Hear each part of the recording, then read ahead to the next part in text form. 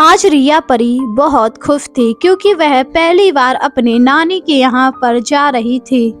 क्योंकि आज उसकी माँ उसे पहली बार नानी के घर ले जा रही थी। रिया अभी तक अपनी नानी के घर नहीं गई। उसने अपनी माँ से कहा, आप सच कह रही हैं माँ, आज हम नानी के घर पर चलेंगे।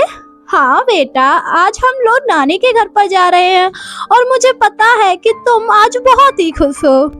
हाँ माँ, क्योंकि मैं पहली बार नानी के घर जा रही हूँ। मुझे तो यकीन ही नहीं हो रहा है। मुझे तो ऐसा लग रहा है कि मैं सपना देख रही हूँ। इसके बाद रिया अपनी सहेली टीना परी के पास गई। टीना परी ने जब रिया परी को खुश देखा तो उससे कहा, क्या हुआ रिया परी, तुम तो बहुत खुश नजर आ रही हो।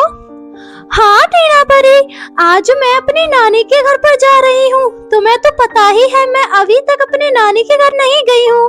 पहली बार ही मैं अपनी नानी के घर जा रही हूँ। अरे वाह, ये तो बड़ी खुशी की बात है। इसके बाद वह दोनों खेलने लगी।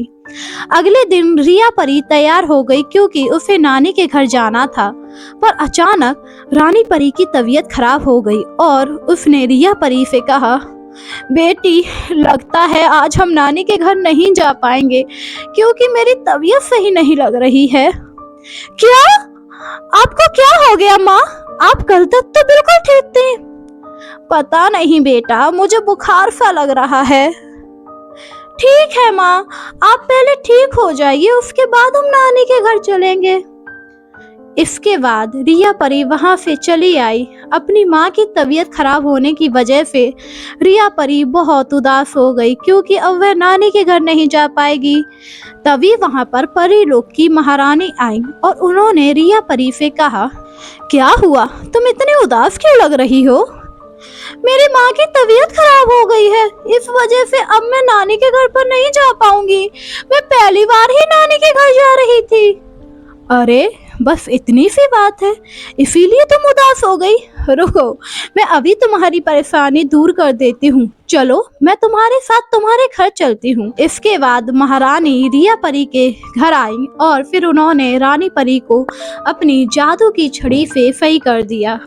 इसके बाद रानी परी ने महारानी परी से कहा, आपका बहुत बहुत धन्यवाद जो आपने मुझे सही कर दिया क्योंकि मेरी बेटी अपनी नानी के यहाँ जा रही थी। हाँ, मुझे पता है, आपकी बेटी ने ही मुझे बताया था। इसके बाद रिया परी बहुत खुश हुई और वह खुशी खुशी अपने नानी के घर गई।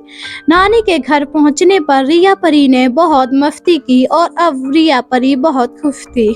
इस कहानी से ये सीख मिलती है कि हमें हमेशा अपने माता पिता की बात माननी चाहिए और धैर्य से काम लेना चाहिए।